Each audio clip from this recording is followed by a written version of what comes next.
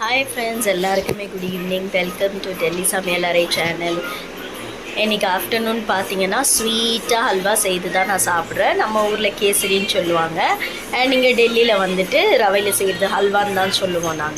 நம்ம எவ்வளோ தான் மைண்டு வந்துட்டு டென்ஷனாக இருந்தாலும், இல்லை நம்ம ஏதாச்சும் யோசிச்சுட்டே இருந்தாலும், என்ன நடந்தாலும் நம்மளால் மாற்றவே முடியாது, சரிங்களா? ஸோ அதுக்கு நம்ம வந்துட்டு व्यसனப்பட்டுக்கிட்டு ஒரு மூலையில் உட்காந்துக்கிட்டு ரொம்ப டல்லாக இருந்தாலும் வேலைக்கு ஆகாது. அதுக்காக நம்ம மூடை சேஞ்ச் பண்ணுறதுக்குன்னே இன்றைக்கி நான் வந்துட்டு இந்த ஸ்வீட்டு பண்ணேன்.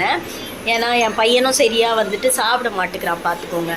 எப்போ எடுத்தாலும் வந்து குழம்பு சாப்பாடு கொடுத்தாலும் சாப்பிட மாட்டேங்கிறான், நெய் சோறு கொடுத்தாலும் சாப்பிட மாட்டேங்கிறான், எதுவுமே சீரியஸாக சாப்பிட மாட்டேன். சரி, இந்த ஹல்வாவை தான் செய்து பார்ப்போமேன்னு இந்த ஹல்வாவை செய்து நாங்கள் ஜாலியாக இதை சாப்பிட்றோம். ரொம்பவே டேஸ்ட்டாக இருந்துச்சு. என்ன நடந்தாலும் சரி, சோகமோ துக்கமோ சந்தோஷமோ எப்படி இருந்தாலும் ஒரு அல்வாவை கிண்டி சாப்பிட்டு பாருங்கள், எல்லாம் மூடுமே வந்துட்டு சூப்பராக ஆகிடும், சரிங்களா? ஸோ நீங்களும் வந்துட்டு எதுக்கும் व्यसனப்படாதீங்க. என்ன நடந்தாலும் மாற்ற முடியாது, ஆனால் மூடை சேஞ்ச் பண்ண முடியும் இந்த மாதிரி ஸ்வீட்டாக சாப்பிட்டு. ஸோ எல்லாருமே ஜாலியாக சந்தோஷமாக ஸ்வீட் சாப்பிட்டுங்க, என்ஜாய் பண்ணுங்கள்.